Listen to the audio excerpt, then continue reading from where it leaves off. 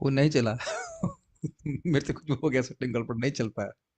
You have to come in time, by 9 p.m. you should come so that you can help me.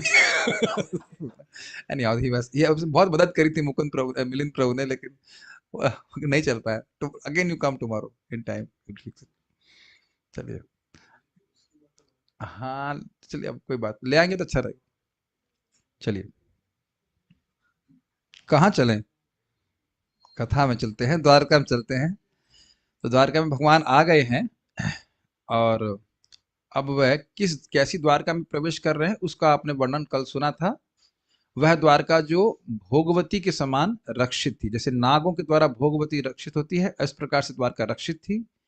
और प्राकृतिक सौंदर्य का वर्णन भी आपने सुना था। क्या क्या सीन थे वहां पे? लताश्रमयी, लताएं थी, फल फूल इत्यादि थे। अब आगे भी हम 3 श्लोकों में सुनने वाले हैं। ओके, 3 श्लोकों में ही द्वारका का वर्णन सुनेंगे, जिस द्वारका में भगवान ने प्रवेश किया। श्रीमद् भागवतम प्रथम स्कंद 11वां अध्याय 13वां से लेकर 15 श्लोक करेंगे। माइक है।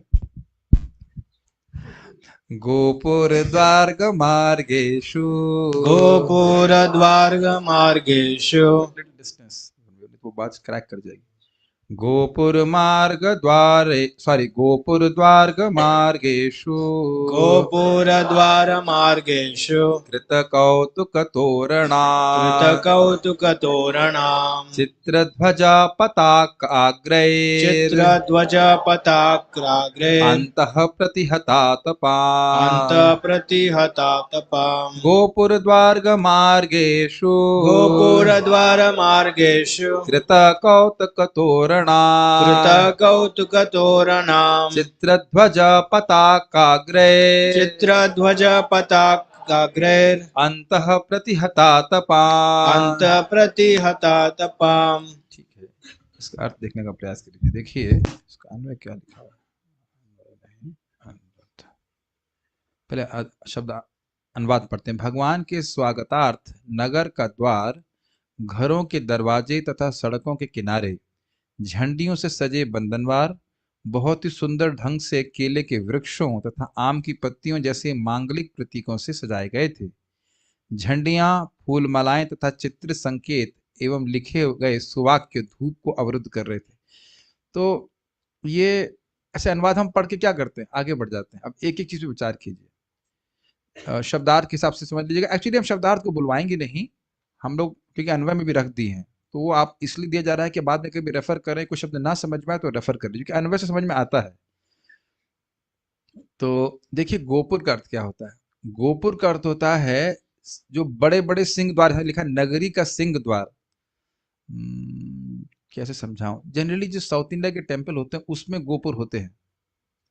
जो गेट होता है उसमें बहुत बड़ा सा गेट होता है, उसके ऊपर बहुत सुंदर सा क्या कहा जाए, मतलब डिजाइनिंग होती है, बहुत सुंदर डिजाइनिंग रहती है, उसको गोपुर कहा जाता है। हमारे इस्कॉन का तिरुपति, हाँ, मैं तिरुपति का नाम नहीं आ रहा था, तिरुपति का स्मरण कर रहा था। इस्कॉन तिरुपति में इस प्रकार से बनाया गया। और आपके वो जो तिरुपति में कौन सा मंदिर है, बालाजी नहीं, जो साथ रंगनाथ जी के मंदिर में, वहाँ बड़े बड़े मंदिर हैं, सॉरी बड़े बड़े गेट हैं। तो गेट के ऊपर बहुत सुंदर सी बिल्डिंग टाइप की बनी रहती है, तो उसको कहते हैं सिंह द्वार। तो गोपुर, और द्वार का अर्थ है घरों के दरवाजे। गोपुर द्वार एक शब्द नहीं है। घर का दरवाजा, जैसे हम लोग का ये क्लासरूम का दरवाजा, तो इसको भी सजा सकते हैं। अब ऐसे समझिए कि कृष्ण बलराम जी आए थे गोवर्धन पूजा में, तो हमारा एक टेम्परेरी गोपुर बनाया था गेट के ऊपर, हम लोग सुंदर सा गेट बना दिए थे। वो तो सुंदर नहीं था, हमारा सिंपल सा था, लेकिन उसको अगर भव्य तरह से बनाया, जैसे अभी यहाँ पे एक मंदिर है, जो आप देखेंगे, जैसे प्रेम मंदिर में भी उन्होंने बना के रखा हुआ, जो भी है, जो हमें अप्रिशिएट करना चाहिए, जो भी कुछ है, रंग मंदिर, बहुत सारे मंदिर इस प्रकार से सुंदर से वो लोग गोपुर बनाते, तो वो अलग है। और बाकी अंदर जो बिल्डिंग होंगी उनमें छोटे छोटे व्यक्तिगत जो दरवाजे हैं वो अलग हो गए। तो गोपुर समझ में आ रहा है आप लोगों को कि द्वारका का बहुत सुंदर सा एक गोपुर होगा, मतलब मेन द्वार होगा, उसमें से कृष्ण प्रवेश कर रहे हैं।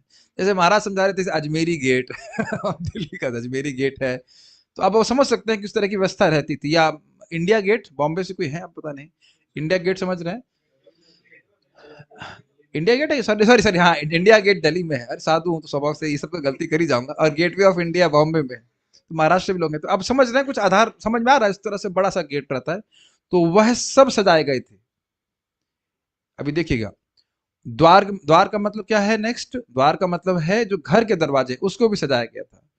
और मार्गेशु, और मार्गेशु मतलब सड़क के किनारे जितने भी घर थे उन सब में द्वार थे, उन सबको सजाया गया था।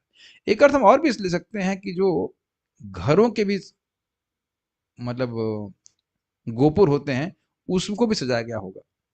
ये आप लोग नहीं समझ पा रहे हैं मुझे पता है, लेकिन आप, मैंने वहां जाके देखा था बाली में, वहां पे घरों के आगे भी गोपुर होता है। हम लोग ऐसा ऐसे मतलब आर्टिस्टिक जगह नहीं रहते हम लोग सिंपल एक तो खंबे खोल लगा देंगे, उसमें लोहे का दरवाजा। लेकिन मैं बहुत आश्चर्यचकित हुआ था कि वहां पे जो घर मतलब प्राय अच्छे, थोड़ा बहुत घर अच्छा होगा तो उसमें भी सुंदर सा वो डेकोरेशन करते हैं, बहुत आर्टिस्टिक लोग हैं वहाँ पे। जिस प्रकार से मार्गेशु मतलब समझ रहे हैं, मार्ग में नगर जो किनारे किनारे जितने लोग थे, फिर इसमें था कृत कौतुक तोरणाम। कौतुक का अर्थ होता है उत्सव, आनंद। तो उत्सव के कारण तोरण इत्यादि लगाए थे। तोरण जानते हैं आप लोग, आपने देखा होगा वो जो आम के पेड़ होता है, पत्तियां होती है, उससे बांध देते हैं। और प्रभुपाद ने समझा रहे हैं कि केले के, क्या कह सकते हैं उसको, केले के पेड़ काट करके लगा देते हैं। ये तो मंदिर हमने कई बार देखा है। और उसको बहुत शुभ मानते हैं। और एक और अशोक की पत्ती का बनाते हैं बंधनवार, तो इसे बनाए गए। महाराज जी इस पे बहुत सुंदर बात कह रहे थे, और वो बड़ी नोटिस करने वाली बात है। आप सभी सोच रहे हैं ना कि कृष्ण आए हैं इसलिए ये सजा हुआ है, ऐसा सोच रहे हैं कि ऐसा नहीं सोच रहे हैं? ऐसा ही मैं सोच रहा था, लेकिन जब मैं महाराज का नोट्स देखा तो हमने कहा अरे हाँ, ये तो ध्यान ही नहीं दिया। क्या उनको पता था कि कृष्ण आए हैं? कृष्ण तो अकस्मात आ गए थे भाई, वहां से कोई खबर तो थी नहीं कि कृष्ण कब आते हैं, तो पता नहीं था। तो समझना ये होगा कि द्वारका की नगरी सदा ही इस प्रकार से सजी रहती थी। काफी इंटरेस्टिंग बात है, देखिए एक एक श्लोक पे कितना महत्वपूर्ण बात है। नहीं तो हम पढ़ के क्या सोचेंगे, हाँ कृष्ण आए और सजावट हो गई। और अभी आप देखेंगे आगे जाकर के भी, बस कल वाले में देखेंगे, एकदम से कृष्ण को आता हुआ देख करके अक्रूर आदि सब उठ कर चले गए सहसा। वेट सब कर रहे हैं। और अगर आपको अभी भी नहीं समझ में आ रहा है, तो आप देखिए, अब वो लीला जानते हैं, शबरी वाली। शबरी को बोला गया था कि भगवान श्री राम आएंगे, लेकिन डेट नहीं फिक्स किया गया था। तो हर दिन ऐसा सजाती हैं कि मान लो आज श्री राम आ जाएंगे। तो भगवान श्री कृष्ण की द्वारका नगरी द्वारका वासियों द्वारा सुरक्षित थी, अर्थात केवल मिलिट्री की तरह सुरक्षित नहीं थी, सजाई गई थी, सुसंपन्न थी, सुंदर रखा गया था। क्या आप यहाँ नहीं देखते कि बड़े बड़े स्टैब्लिशमेंट में पार्कों को मेंटेन किया जाता है? जो भाई अगर प्रेसिडेंट हो और ये ना हो, दोनों ही परिस्थिति में गार्डन को मेंटेन किया जाता है। अब आप एमवीटी में रह रहे हैं, ऐसा तो नहीं मतलब कुछ समय के लिए रहे थे ना, तो ऐसा नहीं कि जब गेस्ट आएंगे तब गार्डन मेंटेन किया जाएगा, है कि नहीं? गार्डन तो हमेशा मेंटेन करते हैं। तो इसी प्रकार एग्जाम्पल दे रहा हूं, तो अब सोचिए कि गार्डन तो है ही, और तोरण और बंधनवार रोज ही लगाए रहना, तो ना कितना उत्सव रहता होगा। तो ये सब है कैसे, और उसके ये समझ में आएगा। तोरण, तोरण मतलब नेचुरल जो आप चीज है, कैसे चित्र ध्वजा, ये बड़ा शब्द सुंदर है। विभिन्न प्रकार के ध्वज लगाए गए थे, जिसमें गरुड़ और हनुमान जी आदि के चित्र थे। समझ रहे हैं? ये प्रभुपाद जी इसको समझाते हैं इस प्रकार से, श्रीधर स्वामी इसको लिखते हैं, गरुड़, गरुड़ अंकिता, गरुड़ चिन्ह अंकिता, गरुड़ के चिन्ह से अंकित ध्वज लगे थे। आप कहेंगे गरुड़ के चिन्ह से अंकित क्यों लगे थे? क्योंकि भगवान के भक्त हैं तो भगवान को प्रसन्न करता है। फिर कहते हैं पताकाग्रई। अब देखिए, पताका का मतलब होता है बैनर। बैनर और झंडे में कुछ अंतर समझ रहे हैं?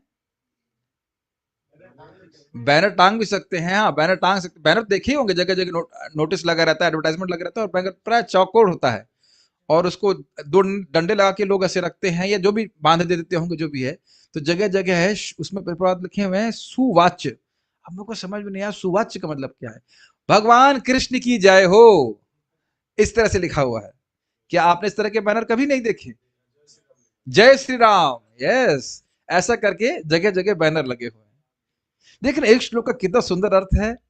और ध्वजा तो समझ, ध्वजा का अर्थ ले लीजिए, लाइन से ध्वजा लगी हुई है। अब मैं जगह जगह फोटो लगाता तो कैसे समझ में आता, लेकिन आप धारण कर पा रहे होंगे, कहीं कहीं आप अगर जाएंगे तो झंडों की लाइन लगी रहती है। जो भी हो, आप कहीं भी देखे होंगे, कल्पना कर पा रहे हैं कि झंडों की लाइन लगी हुई, तो जैसे कृष्ण जा रहे हैं तो मार्गेशु दोनों तरफ झंडों की लाइन लगी हुई है। बहुत जगह आप देखेंगे जहां पे कोई महान व्यक्ति चल चल रहा हो तो सब तरफ लाइन से झंडे लगे रहते हैं। तो जहां झंडे लगे हैं और झंडों पे किसका चिन्ह है? गरुड़ जी का, हनुमान जी का। और कहीं और भी आपको याद आ रहा है हनुमान जी का चिन्ह था कहीं अर्जुन के रथ के ऊपर, और गरुड़ जी का चिन्ह कृष्ण के रथ पे। कृष्ण कृष्ण के रथ नहीं होता है। ऑब्जेक्शन है कोई? Objection over rule. ठीक है। तो इस प्रकार से कृष्ण कितना प्रेम करते हैं अपने भक्तों से, ये है। उसके बाद कह रहे हैं अंतः अंतः प्रति हतातपाम। अंतः मतलब उसके अंदर, और प्रतिहत मतलब अवरुद्ध, और अत, अततापा अततापा मतलब अतपाम मतलब सूर्य की रोशनी। मतलब इतने झंडे हैं कि सूर्य की रोशनी अंदर प्रवेश नहीं कर पा रही। कुछ मनन कर पा रहे हैं, इस तरह समझ पा रहे हैं, इतने कृष्ण जा रहे हैं और उनको उनको इतने साइड में दोनों तरफ झंडा इतना लगा है और ये बैनर इतने लगे हुए हैं और सब जगह लगे हुए हैं, जय श्री राम जय श्री राम, या सॉरी जय श्री कृष्ण कृष्ण राम, जब भी कहे, कि वहां से धूप का प्रवेश नहीं हो रहा है। तो आप समझ सकते हैं कि बहुत ज्यादा उत्सव की हवा वहां पे रखा है। तो अब देख रहे हैं कि एक एक शब्द में विचार करने से कितना खुशी मिलती है। मैं आपको सच बता रहा हूँ, ऐसे पढ़ता हूं तो सुख नहीं मिलता है, लेकिन जब एक एक शब्द पे मनन करके विचार करके पढ़ते हैं, वो पूरे दिन की कमाई है। पूरे दिन की कमाई के लिए इतना आनंद आता है, एकदम आपका जो चित्त है वो प्रसन्न हो जाता है। पता नहीं क्या है। देखिए गोपुर शब्द ऐसे तो भौतिक है कि नहीं? लेकिन श्रीमद् भागवतम को जब देख करके पढ़ता है व्यक्ति, अपनी बात कर रहा हूँ, व्यक्ति मतलब मैं, it is very different.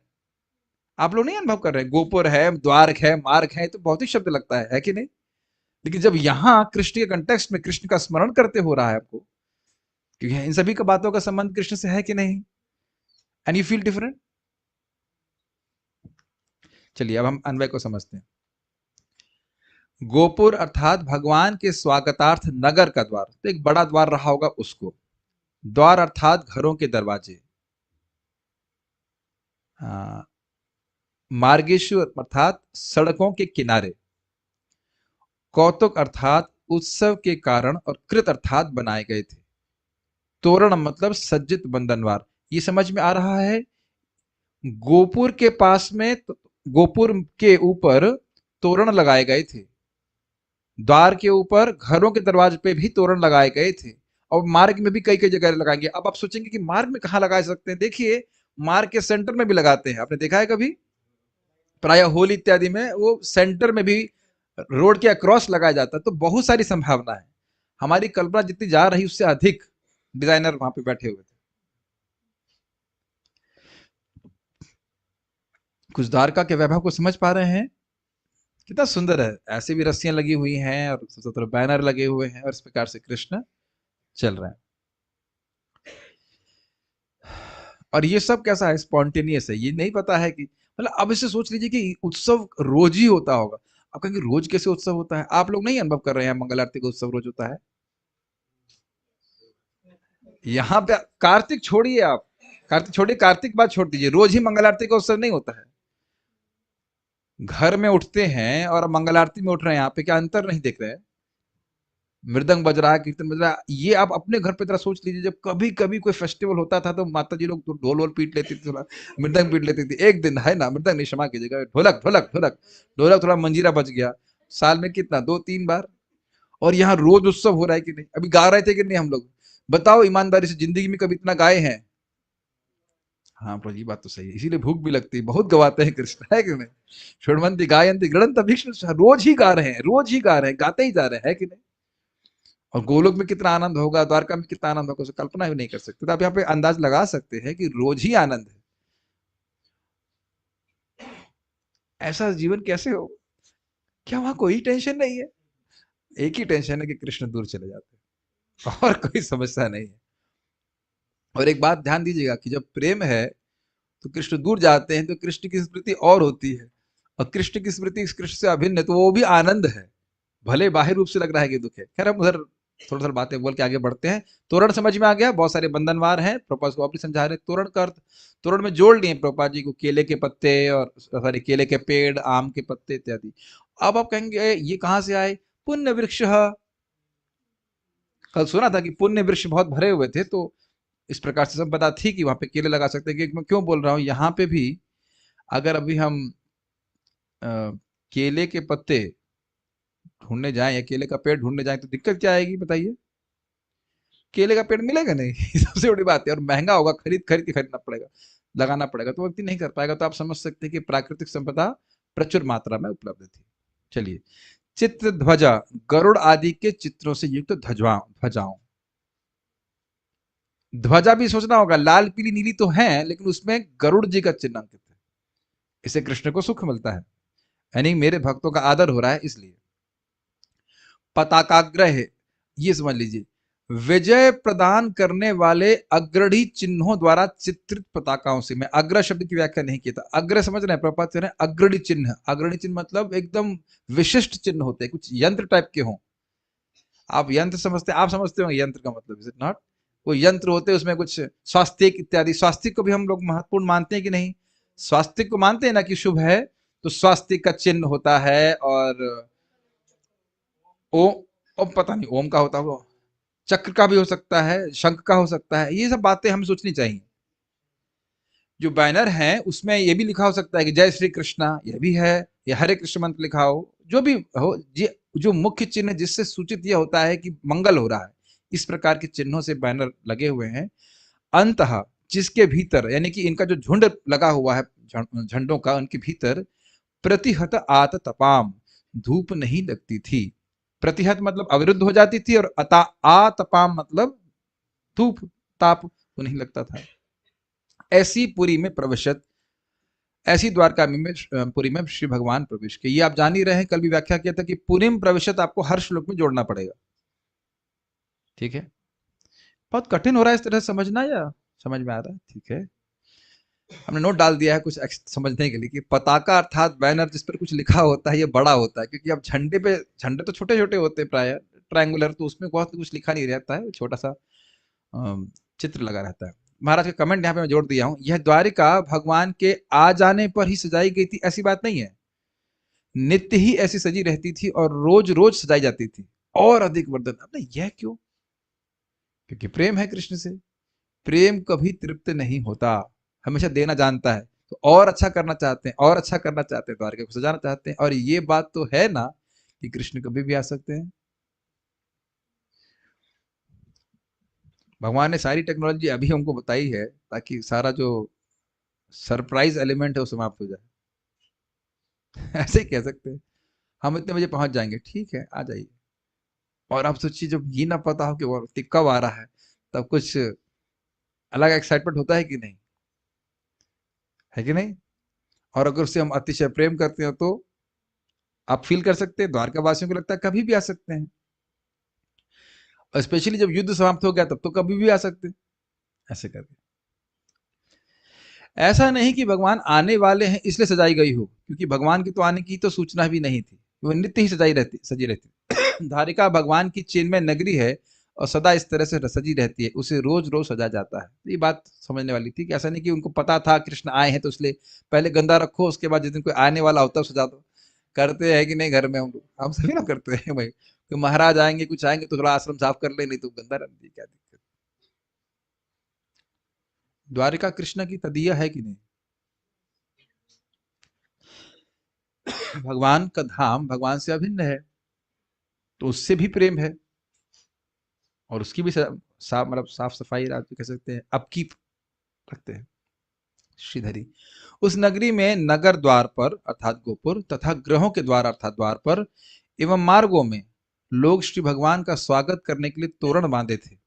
Garuda आदि के चित्रों से चित्रित ध्वजों तथा विजयप्रद यंत्रों से, विजयप्रद समझ गए ना, श्री राम इत्यादि जो भी लिखा, चित्रित पताकाओं के कारण उस नगरी में धूप का कोई भी असर नहीं होता था।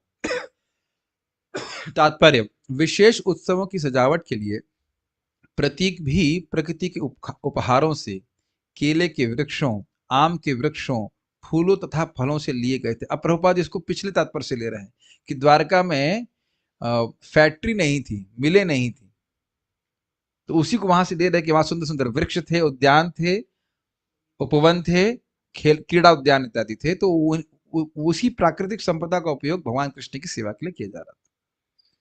ये आप लोग शायद इतना अनुभव नहीं किए होंगे, हमने अपनी आंखों से देखा तो बड़ा अच्छा लगा था। जब हम बाहा मंदिर में था, तो वहां प्राय तो भक्त रोज रोज नहीं आ पाते हैं, लेकिन फेस्टिवल में सब लोग पता नहीं कहाँ कहाँ से कोई फूल लेके आ रहा है, कोई कुछ लेके आ रहा है, और सब अपने आप से बनाते हैं। और ये बहुत सुंदर, मतलब आप कल्पना नहीं कर सकते कि वो तोरण कितना सुंदर होगा। बहुत सुंदर सुंदर, मतलब वहां से लेकर यहाँ तक का मेरा 22-22 फुट का तोरण बनाते हैं वो, और सब अपने हाथ से। और आप लोग ने ऐसा महसूस किया है कि हमारे मंदिर में हम लोग करते हैं और कराया जाता है कि लोगों को पैसे दे करके फूल की डेकोरेशन कर लेते हैं, लेकिन जो भक्त अपने हाथ से सिंपल फूल का भी कुछ माला अर्पित करते हैं, कुछ अलग होता है। आप देख ही सकते हैं कि जो कृष्ण को माला बनाते हैं यहाँ पे माता जी लोग, उसका अलग ही कुछ हिसाब किताब होता है। और मैं, देखिए मैं कोई निंदा नहीं कर रहा, मैं ऑब्जर्वेशन है मेरा, मैं देखा कि किस प्रकार से हम लोग बाहर से, कराना ही पड़ता है, इतना कौन कर पाएगा, बाहर से लोगों को लेके आते हैं, फूल बनाते हैं, वो शायद उसका कोई प्रेम भाव नहीं है भगवान के प्रति। तो डेकोरेशन भले ही वो है सुंदर लगती है, लेकिन उसमें भक्ति कहीं मिसिंग लगती है। ये मैंने देखा किस प्रकार से बलराम हॉल में एक महाराज जी का कोई व्यास पूजा था, तो उनके भक्तों ने, शायद इंद्रदुम्न महाराज जी, परम पूज्य इंद्रदुम्न महाराज की शिष्याएं थी, उन सब ने डेकोरेशन किया और बहुत सिंपल था, but you can feel that sense of love. आप पता है मेरी बात समझ पा रहे हैं कि नहीं? It is there. कुछ भी आप करते हैं जो भक्त कर रहा है भगवान के लिए प्रेम से, उसका अंतर पड़ता है, और कृष्ण उसी से खुश भी होते हैं। अगर अभी भी नहीं समझ में आ रहा तो पैसे देकर कीर्तन कर रहा होते तो कैसे लगता, बताओ। वैसे शिला प्रभुपाद ने कहा कि तुम कोई भी सेवा करा सकते हो पैसे दे करके, मंदिर चल रहे नहीं सेवा करेंगे, प्रचार कभी पैसे दे वाले को नहीं करवाना चाहिए। प्रचार की सेवा कभी पैसे दे के नहीं करनी। मतलब हमारा मजबूरी है, इतने बड़े मंदिर कैसे सजाया जाए, लेकिन वो फीलिंग तो आती ही नहीं। आप कभी देखिएगा करके अपने ही घर में, आप कोई फेस्टिवल है, कुछ है, खुद अपने हाथ से कुछ बना करके भगवान कुछ सजा रहे हैं कृष्ण के लिए, वो भावना ही अलग होती है। हाँ हाँ, ऑल्टर देखिए, ऑल्टर पुजारी लोग सजाते हैं, कितना अलग लगता है, बिल्कुल अलग दिखता है, नहीं? एनीवेज, तो हम खाली बात कर रहे थे किस प्रकार के प्राकृतिक उत्पादनों के द्वारा द्वारका नगरी सजी थी।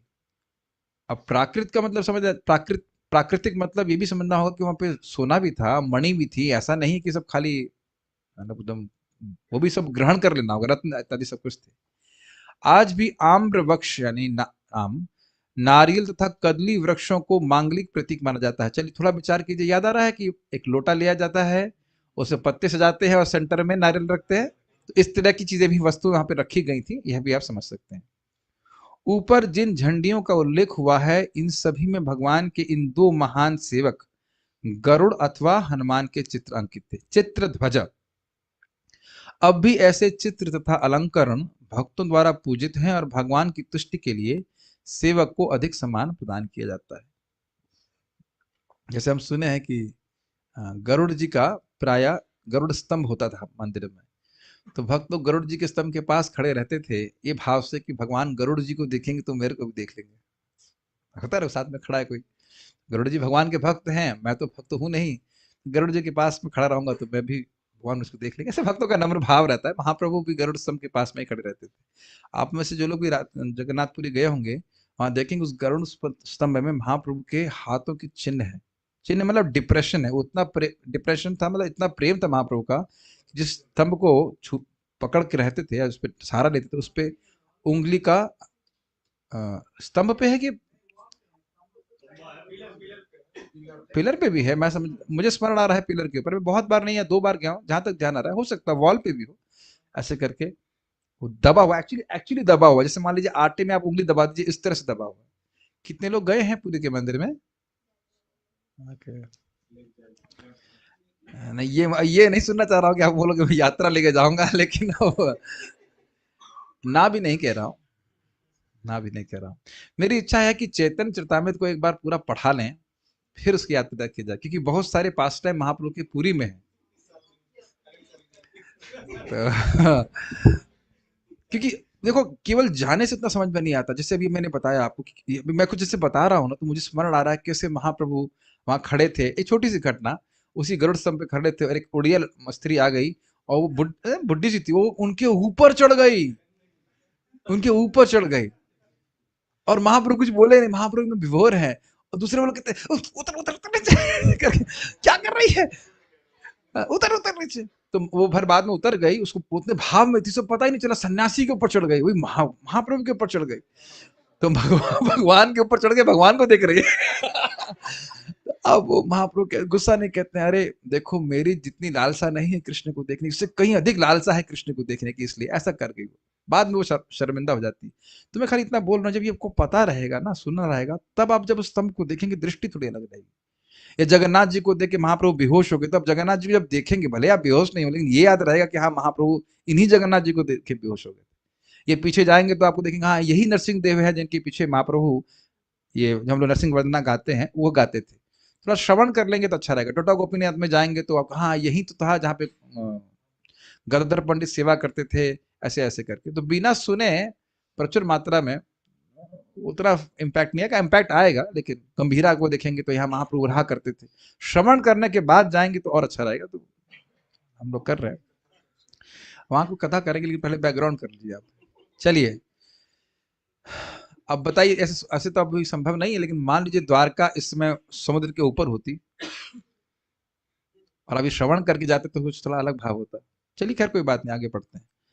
अब वहां पे मार्गों के बारे में बता रहे हैं, मेरे पीछे बोलिए। सम्मार्जित महामार्ग, सम्मार्जित महामार्ग, अध्यापनक चत्वरान्, अध्यापनक चत्वराम्, सिक्तां गन्धजलैरुक्तां, सिक्तां गन्धजलैरुक्तां, फलपुष्पाक्षताङ्कुरैः, फलपुष्पाक्षताङ्कुरैः, सम्मार्जित महामार्ग, सम्मार्जित महामार्ग, रथ्यापनक चत्वरान्, रथ्यापनक चत्वराम्, सिक्तां गन्धजलैरुक्तां, सिक्तां गन्धजलैरुक्तां, फलपुष्पाक्षताङ्कुरैः। फलपुष्पाक्षताङ्कुरैः। अनुवाद पढ़ लेते हैं, बहुत इजी है। पथ, मार्गों, बाजारों तथा चौकों को, चौकों मतलब चौराहों को भली भांति झाड़ पुहार कर उन पर सुगंधित जल छिड़का गया था और भगवान का स्वागत करने के लिए सर्वत्र फल फूल तथा अक्षत अंकुर बिखेरे गए थे। श्लोक देखिए। सम्मार्जित, मार्जन का अर्थ क्या सुनते हैं? सफाई करना। और सम्मार्जन मतलब बहुत अच्छे सफाई करना, यानी कि कोई धूल का वहां पे कण नहीं था, अच्छे से साफ कर दिया गया था। किनको सम्मार्जित किया गया था? महामार्ग अर्थात राजमार्ग, मतलब बहुत चौड़ा जो मेन रास्ता था उसको साफ कर दिया गया था। और रथ्य, रथ्य का अर्थ है इतर मार्ग, मेन रोड और साइड गलियां भी, उन सबको साफ कर दिया गया था। आपणक का अर्थ होता है बाजार, मंडी बाजार जो वहां पे थे। अब बार बार हम जो शब्द का उपयोग करेंगे उसको सोच के आप क्या सोचेंगे, यहाँ का भिंडी बाजार या वैसे सोचेंगे, लेकिन वहां सब कुछ ऑर्गेनाइज रहता है। अब कठिनाई जानते क्या है? जो हम यहाँ देखें वो तो वही कल्पना करेंगे। आप यहाँ भी देख रहे हैं ना कि जो भक्त जूम में दिखाई पड़ता है उससे काफी अलग दिखाई पड़ता है जो सामने आता है। मुकुंद प्रभु में लग रहा था कि सही, मिलिंद प्रभु लग रहे थे कि लग रहा 12वीं में पढ़ रहे हो। जहां मिले थे लंबा चौड़ा हट्टा कट्टा पहलवान। अगर कोई समझिए, इसे कहते हैं परवर्टेड कॉग्निशन। कॉग्निशन मतलब समझने की क्षमता, और परवर्टेड मतलब घूमी हुई। तो अब हमको क्या है, गिरिराज पर्वत, पर्वत मतलब हिमालय जैसा पर्वत ना, कैसा पर्वत। जब तक कोई गिरिराज जी को यहाँ पे आकर यथावत देखेगा नहीं, वो समझ नहीं पाएगा गिरिराज जी क्या है। इसका अर्थ ही नहीं कि हम भगवान कृष्ण के बारे में बात नहीं करें, लेकिन कहें शाम शाम, तो आपकी जहां मन जाएगा, जिसकी गति जो अनुभव है वही शाम सोचेंगे। लेकिन वाकई कृष्ण शाम अलग प्रकार के हैं, फिर भी कृष्ण का वर्णन करना चाहिए। तो आप भिंडी बाजार सोचिए या कुछ भी सोचिए, अजमेरी गेट का बाजार सोचिए, कोई भी सोचिए आप, लेकिन ये बाजार जो है सुंदर बाजार है, जहां पे लोग प्रेम से बोलते हैं इत्यादि इत्यादि। और वो सब सफाई किया गया था, बाजार और साफ। अब मैं क्या व्याख्या करूं, बाजार तो बहुत गंदे होते हैं आगे, जगह जगह पान की पी कर होता नहीं क्या क्या। खैर क्यों बात आ गई मुझसे, छोड़िए। वहां का बाजार बहुत सुंदर था। समझ में आ रहा है? रथ्य मतलब अलग मार्ग, नहीं तो मार्ग और पथ का मतलब नहीं समझ पा रहे होंगे। मेन मार्ग हो गया महामार्ग बड़ा वाला, और उसके बाद जहां पे भगवान कृष्ण अपने पूरा जलूस कह लीजिए चल रहे थे, जुलूस, शोभा यात्रा, हाँ हाँ ये बहुत अच्छा, बहुत सुंदर शब्द निकल गया, शोभा यात्रा। कृष्ण की शोभा यात्रा सेंटर में चल रही है और साइड के जितने मार्ग हैं उसको भी साफ रखा गया। नहीं तो क्या प्रवृत्ति होती है, मेन मार्ग साफ कर दो, बाकी कचरा तो गंदा है, छोड़ो, उसको सफाई करने की क्या जरूरत है। गली गली को साफ किया गया इस प्रकार से। एक्चुअली मैं गलत बोल रहा हूँ, साफ क्या किया गया, साफ थे ही पहले से, लेकिन वो और कुछ संभावना रही हो कि धूल लगी तो उसको भी साफ कर रहा है। यहाँ वर्णन आएगा तीसरे स्कंद में, वैकुंठ में लक्ष्मी जी झाड़ू मार रही हैं। वैकुंठ में झाड़ू मारने की क्या जरूरत है, लेकिन वो कृष्ण का ध्यान आकृष्ट करना चाहती है सेवा भावना के द्वारा। और चत्वार मतलब समझ रहे हैं, चार, जितने भी चौराहे थे उनको भी साफ किया गया था, किया जा रहा था।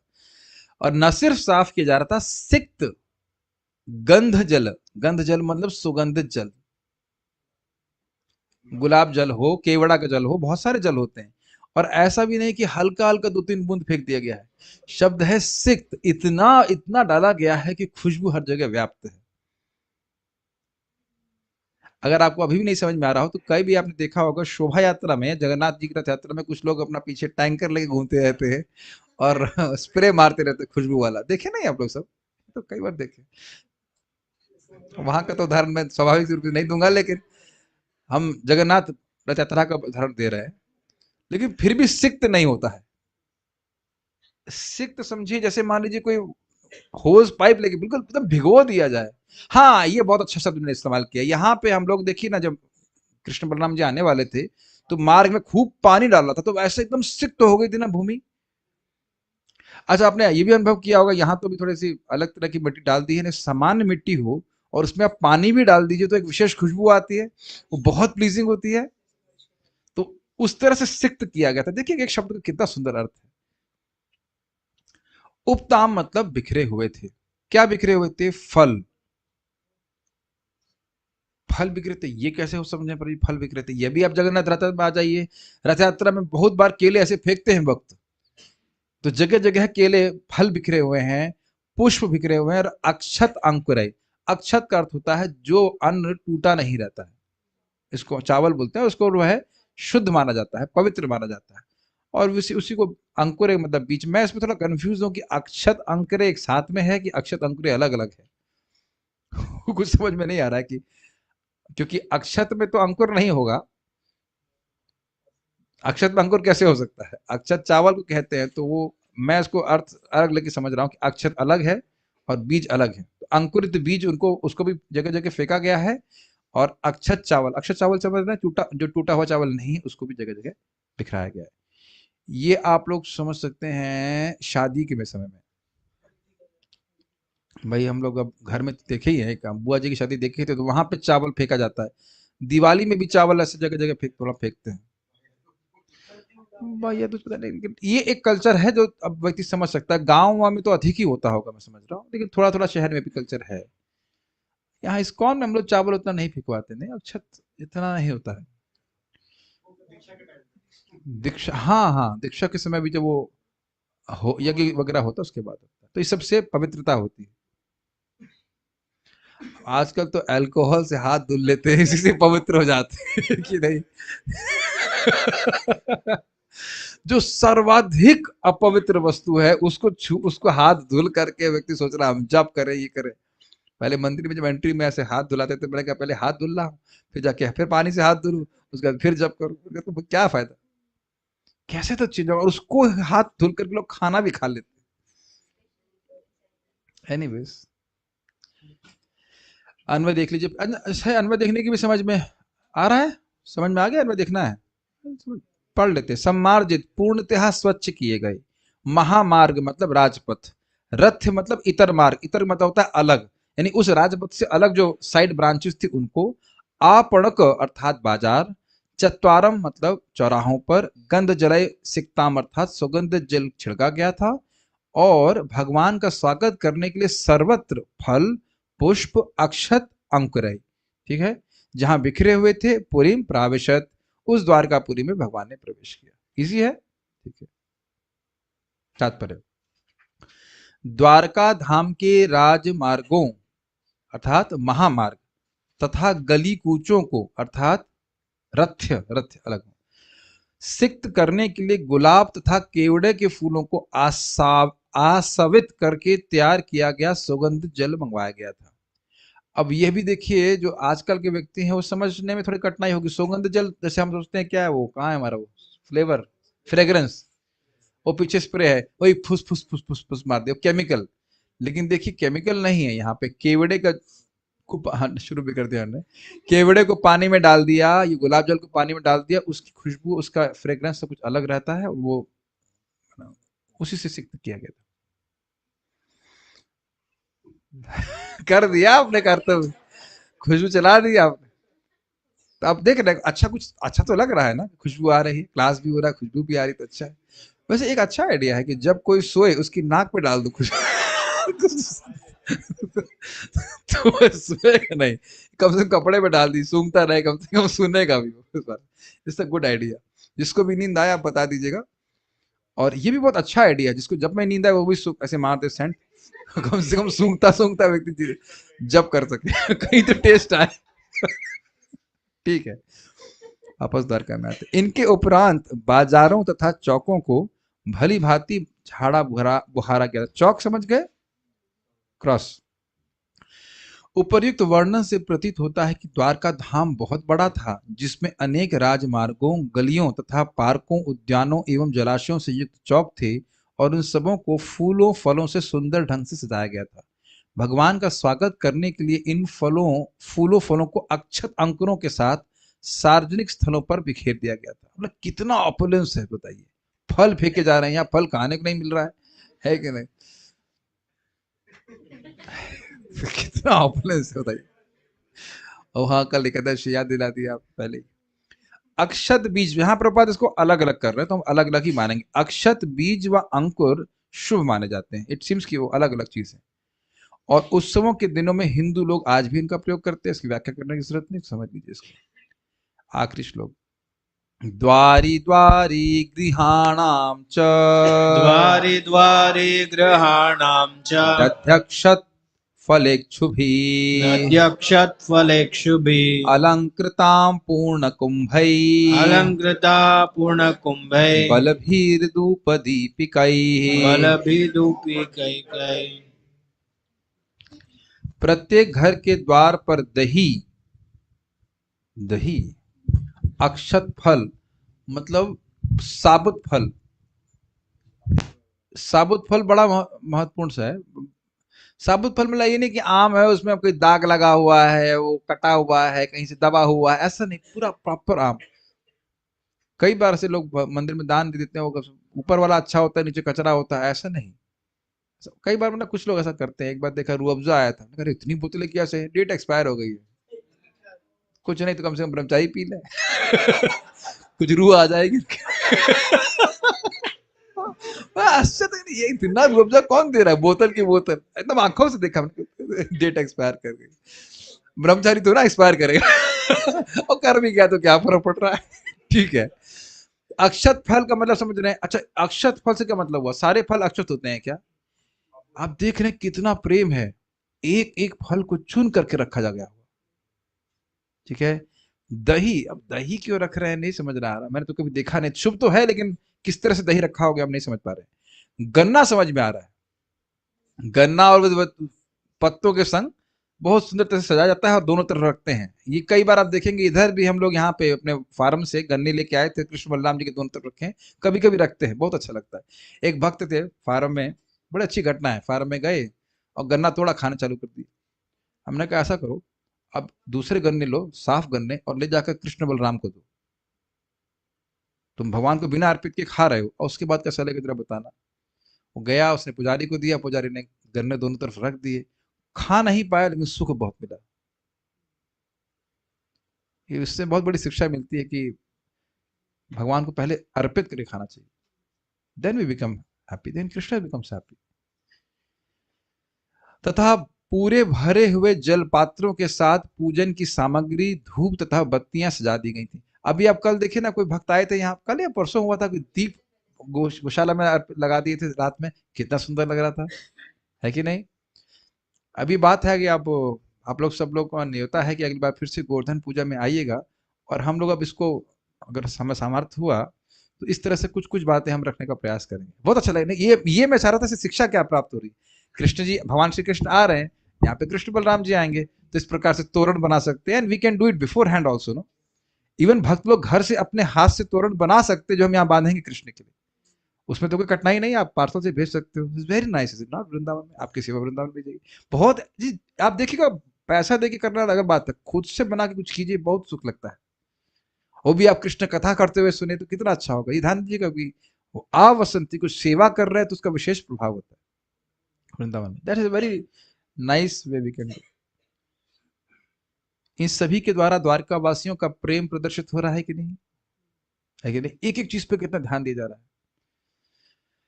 है। ठीक है, आगे हम इसको अर्थ देखते हैं। गृहाणाम अर्थात सभी घरों के, सभी घरों में, सभी घरों से सभी का प्रेम है कृष्ण से। द्वारी द्वारी अर्थात द्वारों के ऊपर, चा उसमें जोड़ लीजिएगा दही, दधी मतलब दही, अक्षत मतलब संपूर्ण, और फल मतलब फल, इक्षुभि मतलब गन्ने। पूर्ण कुंभ है, कुंभ का मतलब होता है घड़ा, और पूर्ण कुंभ का मतलब हो गया जिस घड़े में जल पूर्ण रूप से भरा है, इसको ऑस्पिशियस माना जाता है। भगवान श्री कृष्ण के चरण में भी एक पूर्ण कुंभ का चिन्ह है ना। यस। धूप मतलब सुगंधित बत्ती। अब ये तो समझ में आ रहा है, एक चीज तो आपने अर्पित करी कि नहीं, गलत तो नहीं किया नटवर प्रभु? कृष्ण आए और आपने धूप अर्पण किया कि नहीं?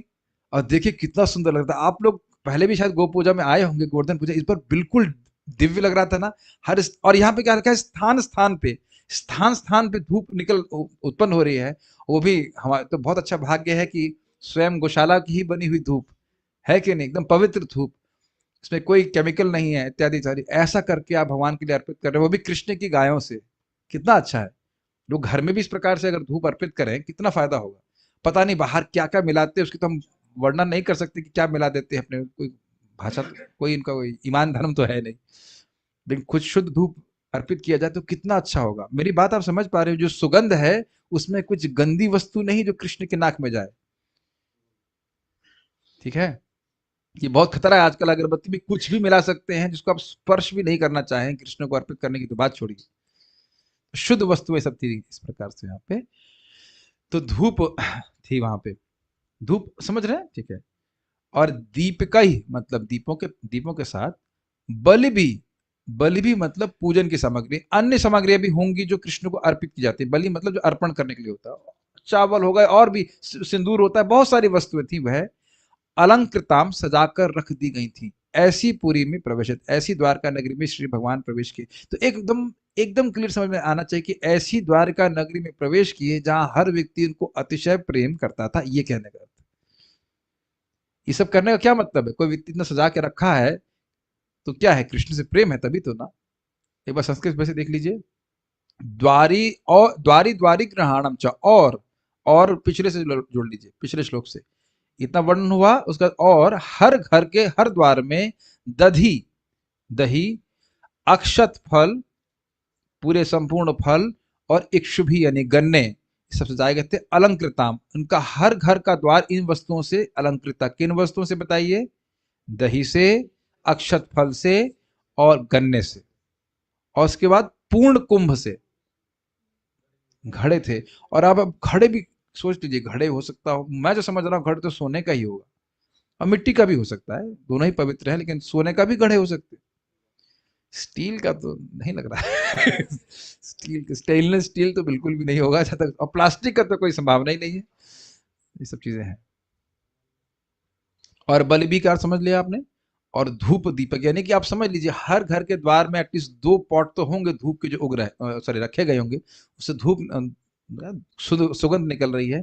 और दीप भी लगाए गए हैं भगवान श्री कृष्ण की प्रसन्नता के लिए। इसमें तात्पर्य वैदिक प्रथा के अनुसार स्वागत विधि शुष्क नहीं होती। वाह, हरे कृष्णा, बस ये हो गई शुष्क। या आजकल की स्वागत विधि क्या है, चाय लेंगे? बस यही स्वागत विधि है। कुछ ठंडा या गर्म करेंगे, पियेंगे सर, पियेंगे नहीं। पियेंगे, गर्म नहीं। कितना सब कुछ असंवेदनशील हो रहा है कि नहीं, बताइए। अरे ये छोड़ दीजिए, लोग गेस्ट के रूप में आते भी हैं तो लोग टीवी ही देखते रहते हैं। अब हम पुरानी बात कर रहे हैं, आजकल तो ऐसे भी होता होगा, इतना ज्यादा बातचीत नहीं करता, कुछ भी देखते हो लेकिन ध्यान नहीं देते ना उस पर। देख रहे हैं कितना असंवेदनशील हो रहा है। यहाँ तक कि अब मैं गलत तो नहीं बोल रहा हूँ, हो सकता है मैं गलत बोल रहा हूँ कि मैं तो खाली थ्योरी से बोल रहा हूँ, हो सकता है पति भी आता हो तो पता नहीं बस यूट्यूब में और फेसबुक में लगी रहती है, ऐसा होता है आजकल, क्या पता नहीं।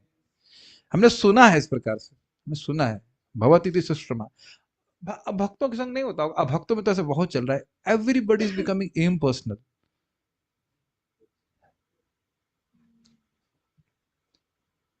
ठीक है। स्वागत विधि शुष्क नहीं होती, सूखी सूखी नहीं। स्वागत विधि,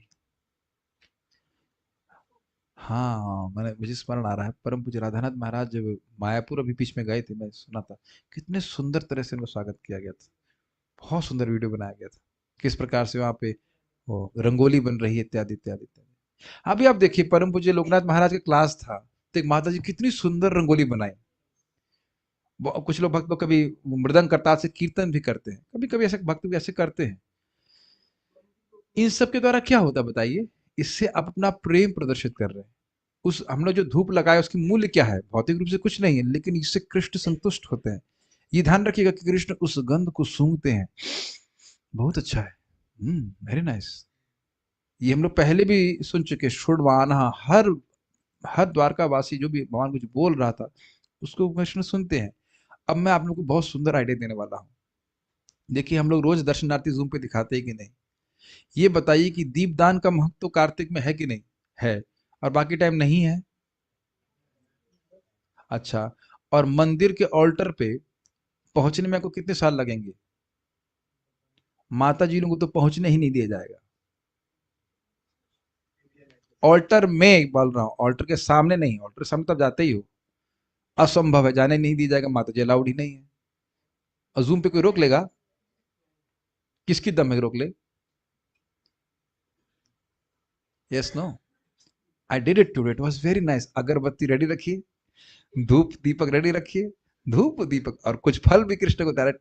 and it is very is different, क्योंकि देखिए घर में हम फोटो रखते हैं तो फोटो एक ही होता है, तो वो उतना भाव नहीं आ पाता है, ईमानदारी की बात है। वो कृष्ण वैसे ही रोज रहते हैं, लेकिन अब यहाँ पे अब रोज कृष्ण आ रहे हैं, is it not? Who can stop you?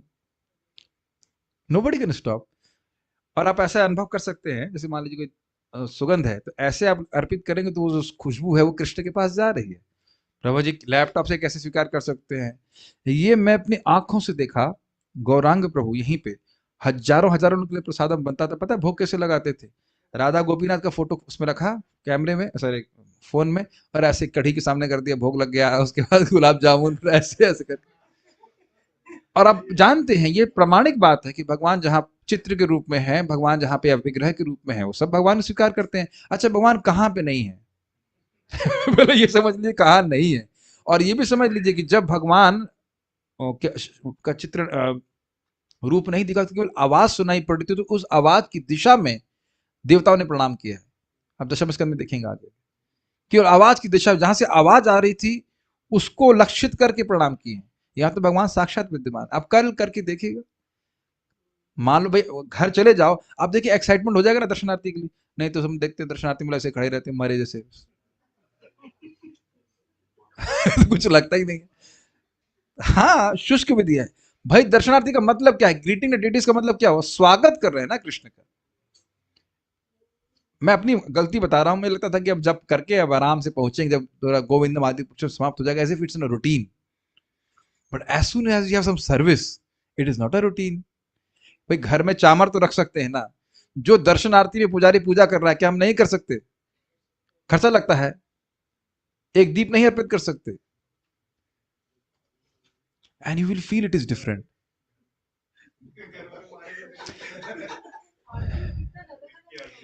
अरे भाई आप जैसे आप देखे ना दर्शनार्थी में करते हैं वो कुछ दीपक अर्पण करते हैं, कुछ फूल अर्पित करते हैं। क्या अगर फूल की व्यवस्था हो तो क्या नहीं कर सकते? और ये प्रभुपाद जी बोलते थे कि आप इससे होता क्या है कि आप कृष्ण से, कृष्ण बलराम से, गौर निताई, राधा श्याम सुंदर से आसक्त होते चले जाते हैं। In the form they are presenting themselves.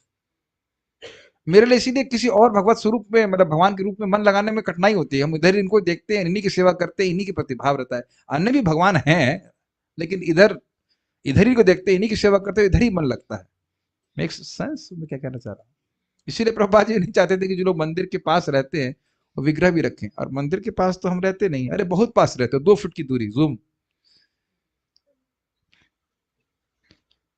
आपके पास थोड़ा मतलब शास्त्र विश्वास है तो कृष्ण कहीं दूर नहीं है, ठीक है। तो every day we can welcome. आप कल करके देखिएगा, मैं बता रहा हूँ, जब से मैं इस पे जूम पे दर्शनार्थी के समय दीपदान करने लगा बड़ा अच्छा लगता है, क्योंकि दर्शनार्थी में वहां ठहर के दिखते हैं। गौर नेता ही फिक्स एटलीस्ट फॉर से 2-3 मिनट अब चरण पे दीजिए उसका, आराम से खूब जितना चाहे उतना क्या कहते हैं दीपदान कर सकते हैं बढ़िया से। फिर और आप हम उस समय प्राय पवित्र अवस्था में भी रहते हैं, खाए खाना भी नहीं रहा खाए रहते हैं, पर जब कर रहे होते हैं, जब करके वो भावना रहती है। आप करके देखिएगा, जब घर पे भी जाएंगे you will feel you are connected to Vrindavan, you will actually feel. और हो सके थोड़े बड़े स्क्रीन पे करेंगे तो और अच्छा लगेगा, फोन में उतना नहीं ध्यान दिखते, थोड़ा थोड़ा बड़े से लैपटॉप या स्क्रीन पे रहे। ये है, we are connected to Krishna through service, not physical proximity only. ये तो कृष्ण हृदय में तो बैठे ही हुए हैं। क्यों बोल रहे हैं बताओ, क्यों बोल रहा हूं मैं? क्योंकि भगवान से प्रसन्न करने के 4 चीजें सुनी है, श्रवण, कीर्तन, स्मरण और पूजन, और इसी के द्वारा भगवान के पास भी वापस जाने वाले। मन मना भवमत भक्तु मदयाजी माम नमस्कृतु। मदयाजी मतलब पूजन करना। महाराज बोलते हैं कोई पत्नी कहे पति से मैं आपका नाम बोलूंगी खाना नहीं बनाऊंगी, तो ये क्या मतलब है? कुछ सेवा भी तो करना होता है, तो ये सेवा होती है। ये बहुत अच्छा है, प्लीज आप इसको समझने का प्रयास कीजिए। रियली आप किसी से प्रेम करते हैं, क्या उसे कोई वस्तु नहीं देते? ये बताइए। एक भक्त मेरे लिए वो क्या कुश का आसन लेके आया, मैंने कहा भाई, और स्वीकार भी किया, अच्छा लगा, मैं बैठ के प्रसाद मिल पा रहा हूँ या जो जब कर रहा हूँ गायत्री कर रहा हूँ, लेकिन प्रेम है तभी तो लाए ना। अगर किसी से कोई प्रेम नहीं कुछ देना चाहेगा, तो अगर आप कुछ देना चाह रहे हैं तो मतलब क्या है? दोनों की बात है। यस, ददाति प्रतिगृहणाति गुह्यम आख्याति पृच्छति भुंक्ते भोजेते चैव षड्विध प्रीति लक्षणम। तो इन कार्यों ये प्रीति के लक्षण है, और यही प्रीति बढ़ाने के कारण भी है। हम कृष्ण को कुछ नहीं देंगे, जो सबको दे रहा है उसे देने की क्या जरूरत है ना? जो स्पॉन्सर कर रहा है प्रसादम उसे खिलाने की क्या जरूरत है? You do it please and then you will feel it. चलिए, जैसा कि ऊपर उल्लेख है, स्वागत के लिए केवल राजमार्ग तथा गली कूचे ही नहीं सजाए गए थे, अभी तो अपने अपने सामर्थ्य के अनुसार आवश्यक वस्तुएं जैसे धूप दीप फल मिठाई तथा स्वादिष्ट खाद्यों द्वारा भगवान की पूजा भी की गई थी। मतलब हम लोग कई बार सोचते हैं ये तो गवर्नमेंट का काम है, सुना है ना आपने, ये गवर्नमेंट का काम है, तेरा का काम है तुमको भी तो कुछ करना है, अपने घर को सजा करके सुंदर वस्तुएं लेकर कृष्ण को अर्पित कीजिए। एक बात सिंपल समझ लीजिए, भगवान श्री कृष्ण कहते हैं कि देखिए सब चीजों का मूल्य अपने आप में कुछ नहीं है। दीपक का क्या मूल्य है? कुछ भी नहीं, मट्टी का। लेकिन भगवान इतने कृपालु हैं, अनंत हैं, तो उसका उसका गेन बढ़ा देते वो। नहीं समझ में आया? भगवान अनंत हैं, इन चीजों का मूल्य क्या है? कुछ भी नहीं है। दीपक का मूल्य क्या है? 5 रुपए 10 रुपए, ज्यादा बोल दे रहा हूं, लेकिन जब कृष्ण को अर्पित कर दे तो उसका मूल्य अनंत हो जाता है। तो जो बुद्धिमान व्यक्ति है वह यही करता है, जो जो अशाश्वत वस्तु में है जिनका कोई मूल्य नहीं है, वो कृष्ण को अर्पित करके शाश्वत वस्तु प्राप्त कर ले। बुद्धिमानी है कि नहीं? सबसे बड़ी बुद्धिमानी है। और अगर आप कुछ नहीं समझ रहे तो हमारे शरीर का क्या मूल्य रहेगा मृत्यु के बाद? 10 रुपए तुरंत जला दिया जाएगा। कोई भेजो, कोई बेचना भी, कोई खरीदना भी नहीं चाहेगा, बहुत मुश्किल है। लोग कह रहे हैं कि हाँ हो सकता अंगों का कुछ मूल्य हो, वो एक बात मान लीजिए, फिर भी कितना चलो मूल्य रहेगा, और हमारे लिए क्या मूल्य रहेगा? लेकिन इसी अंग से भगवान की सेवा होती है। इस पे नरसिंह पुराण की उक्ति कहते हैं चक्रवर्ती पाद, अरे भाई जब फूल अर्पण करने से भगवान संतुष्ट हो जाते हैं तो क्यों मर रहे हो तपस्या कर रहे के लिए? Have you ever thought? जो मुकुंद मुक्ति देने वाले हैं वह तो फूल से संतुष्ट हो जाते हैं, तो तपस्या करने में क्यों लग रहे हो? क्यों प्रयत्न करो? तपस्या करने की क्या जरूरत है? आराध्यते यदि हरि तपसा तथा किम, ना आराध्यते यदि तथा हरि तथा तपसा तथा किम। भगवान की आराधना कर रहे हो तो क्या तपस्या की जरूरत है, और भगवान की आराधना नहीं कर रहे तो तपस्या की क्या जरूरत है? ठीक है। चलिए आगे पढ़ लेते हैं। तो this is an expression of your love, I will give it to Krishna. जिसका प्रेम होता है I will give it to him, हमें कितना कृष्ण दे रहे हैं, हम करेंगे ऐसे करके। ये सभी वस्तुएं भगवान को अर्पित की गई और वहां पर एकत्रित नागरिकों में प्रसाद वितरित किया गया। फल इत्यादि जो भी था। अतएव यह आज के शुष्क स्वागत जैसा न था। प्रत्येक घर भगवान का ऐसा स्वागत करने के लिए प्रस्तुत था। अतएव राजमार्गों तथा गली कूचों के घर घर में ऐसा प्रसाद नागरिकों को बांटा गया और यह समारोह सफल रहा। ये बहुत इंपॉर्टेंट बात है कि कोई भी समारोह होता है उसका दान और प्रसाद वितरण जरूर होना चाहिए। प्रसाद वितरण के बिना कोई भी उत्सव पूरा नहीं होता और यही वैदिक संस्कृति की शैली है। कहीं तो मुझे को बता रहा था, हाँ मेरा खुद का ही अनुभव है, बोला गीता क्लास हुआ, पहली गीता क्लास, बोले प्रसाद पाना है। तुमने हाथ बड़ा कर दिया, दीजिए हाथ में कुछ दे दीजिए, कि नहीं नहीं पूरा भरपेट प्रसाद। अब तो हम तो हमारे लिए शौक था जीवन में कि ये क्या है, आलू का पराठा और दही और ये और पता नहीं क्या आम खूब खिलाए जम कर, तो हम तो बोल्ड ही हो गया, मतलब ये क्या है। हाँ, एक और आपको अनुभव बताऊंगा कि मैं सबसे पहले जब मंदिर में गया था, वो सुगंध बहुत अद्भुत थी। इस्कॉन के भक्त लोग जो सुगंध इस्तेमाल करते, वो हम लोग कभी अगरबत्ती इस्तेमाल नहीं करते भाई। वो क्या एकदम खींचने वाली थी। नहीं क्या इस सुगंध है, एकदम अद्भुत सुगंध। तो इस प्रकार की अब द्वारका में क्या सुगंध का इस्तेमाल कर रहे होंगे को पता नहीं, लेकिन अब इस प्रकार से जब कृष्ण पहुंच गए हैं, अंदर अब आ गए हैं, तो सहसा जो इनके भक्त थे अक्रूर आदि वसूले और सब उठ करके वो उनके पास उनको रिसीव करने आए। मैंने एक त्रुटि कर दी थी शुरुआत में, मैंने बोला था कि सभी लोग अक्रूर आदि सब लोग पहुंच गए थे प्रद्युम्न, लेकिन ऐसा नहीं था, प्रजा पहुंची थी। तो उसको थोड़ा सुधार करके ग्रहण करेंगे। ये अक्रूर और प्रद्युम्न आप सुनेंगे भी, वो उनको एकदम सहसा मालूम चला अरे कृष्ण आए हैं, तो फिर वह सब कुछ छोड़ के तुरंत उनके पास भागे। तो हम कल उसको देखने वाले हैं। कोई प्रश्न मैं समझता नहीं इसमें होगा, यहीं पर रुकते हैं। ठीक है, so will stop here now. Shrimad Bhagavatam की जय।